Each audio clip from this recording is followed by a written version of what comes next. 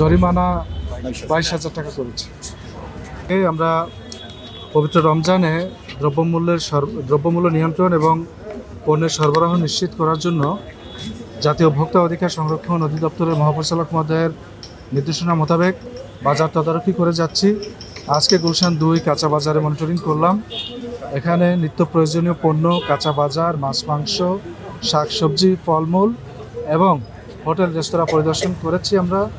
আমরা বেশ কিছু প্রতিষ্ঠানে অনিয়ম পেয়েছি। এর মধ্যে 5টি প্রতিষ্ঠানকে আমরা জরিমানা করেছি, অন্যদেরকেও মৌখিকভাবে সতর্ক করেছি। কিছু কিছু প্রতিষ্ঠান সঠিক পেয়েছি, তাদের আমরা ধন্যবাদ এবং সাধুবাদ দিয়েছি। তো আমাদের এই অভিযান চলমান থাকবে। যেসব প্রতিষ্ঠানকে আসলে জরিমানা করা হচ্ছে, সেসব প্রতিষ্ঠানকে আপনারা আবার ফলো আপ করছেন?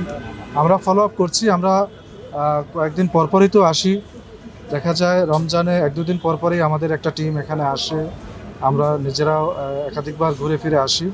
তো আমাদের এই ফলো আপটা থাকে যে গতবার যে কারণে তাকে শাস্তির আওতায় আনা হয়েছে অথবা সতর্ক করা হয়েছে অথবা কোনো নির্দেশনা দেয়া থাকলে সেটি উনি প্রতিপালন করছেন কিনা এটা আমরা পুনরায় আবার দেখি, যাচাই করি। কতগুলো দোকানে জরিমানা করা হয়েছে এবং কতগুলো দোকানে এরকম অভিযোগ? আমরা এখানে 5টি প্রতিষ্ঠানকে জরিমানা করেছি।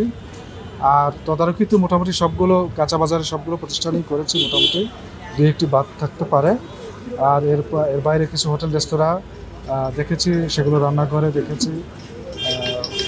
মোটামুটি অনেকগুলো প্রতিষ্ঠানই করেছি। এখানে এই বাজারে যা আছে সবগুলো প্রতিষ্ঠানই করেছি।